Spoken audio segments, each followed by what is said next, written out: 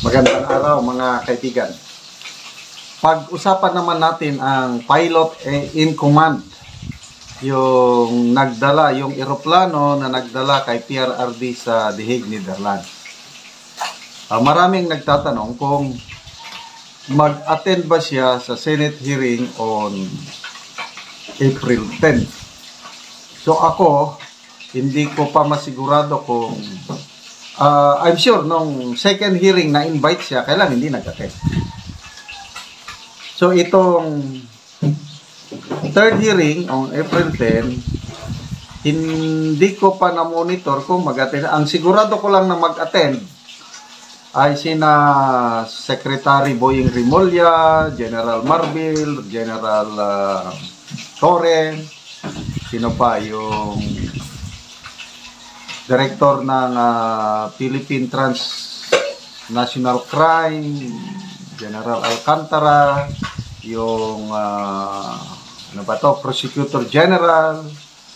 Sa 8 ata yung binanggit ni Jose Castro na kinonfirm na mag-attend. Itong piloto, hindi ko sigurado. Ito, mayroong post ni Ching Lu. Maganda ang pagkaano niya, the pilot in hot seat. Basahin ko lang As questions continue to swirl around the circumstances of former President Duterte controversial flight to The Hague, the name of Captain Johnny Gulia, pilot in command of RPC-5219, has surfaced as a key figure in the unfolding narrative.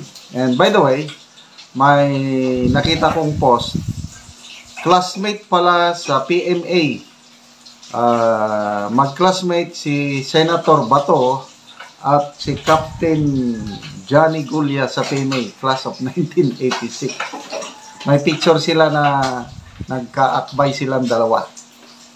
So PMA here, ito. So, maagang lumabas sa serbisyo ngayon, nagtatrabaho na lang ata siya sa kung tama yung post na nabasa ko, sa San Miguel Corporation siya nagtatrabaho as a pilot.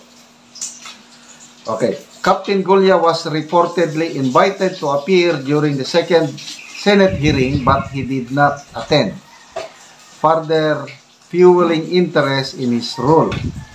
Adding to the gravity of the situation, Captain Gulia was also named in the petition for habeas corpus filed before the Supreme Court by the Duterte siblings, questioning the legality of the former president's alleged forced transfer to The Hague.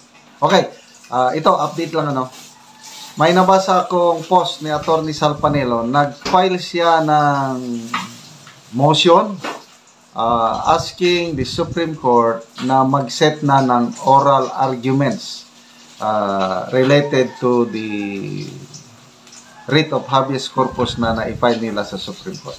So, as of now, wala pang naka-schedule na oral arguments. Okay. Furthermore, the Senate is looking into whether the flight was executed with full transparency, legal authority, and due process. As pilot in command, Captain Gulia may be asked to provide first-hand information such as, ano yung mga kailangan niyang masagot? The origin and nature of his flight orders, whether lawful documentation or clearance was presented before takeoff, the behavior and condition of the passengers, including any signs of resistance, and his knowledge or lack thereof of the political or legal context surrounding the transport. At the center of the controversy are allegations. Ito allegation lang ito. Kaya dapat masagot ito ng piloto kung may knowledge siya. Ito, allegation. That the former president was brought to the airport against his will, with viral footage showing what appears to be physical assistance or restraint by police officers. Captain Gulia's testimony could help confirm or dispel these claims from an independent and operational perspective.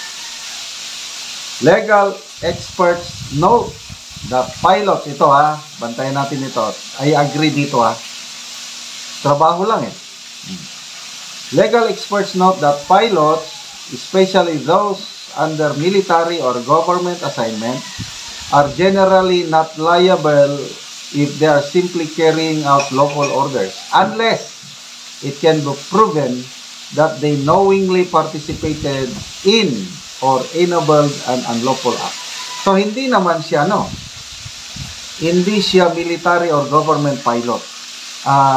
Pagkakaintindi ko, private plane yung ginamit. Maraming post na nababasa ko na itong eroplanong ito RPC-5219, ay siya ring eroplano na sinakyan noon ni Alice Go mula sa Indonesia ba yun, pabalik sa Pilipinas. The same airplane. Okay. The Senate's interest in summoning Captain Golia reflects a wider effort to uncover the full chain of command and ensure that constitutional rights and due process were upheld during the highly sensitive operation. Okay.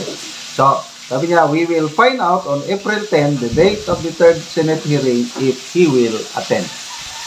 So, kung akong tatanungin nyo, maganda sana kung maka-attend si Captain Johnny Golia. But, it depends sa kanyang will o kanyang pinagtatrabawan kung pa-attendin siya o hindi. To me, yung ginagawang Senate hearing ni Senator Jaime, na nung una ay maraming nagdududa na parang political gimmick lang yun. But to me, lumalabas, malaking tulong ito kasi yung mga information na mabanggit dyan, pwedeng gamitin ebidensya sa gagawing trial ni PRRD sa ICC. So, nagpapasalamat ako kay Senator Jaime, Senator Alan Peter Cayetano, Senator Bato, Senator Bongo, na nag-a-attend sa Senate hearing na yan para mas maliwanagan tayo sa kung ano ba talaga ang nangyari. Okay, mga kaibigan, salamat sa inyong pagsubaybay sa ating videos na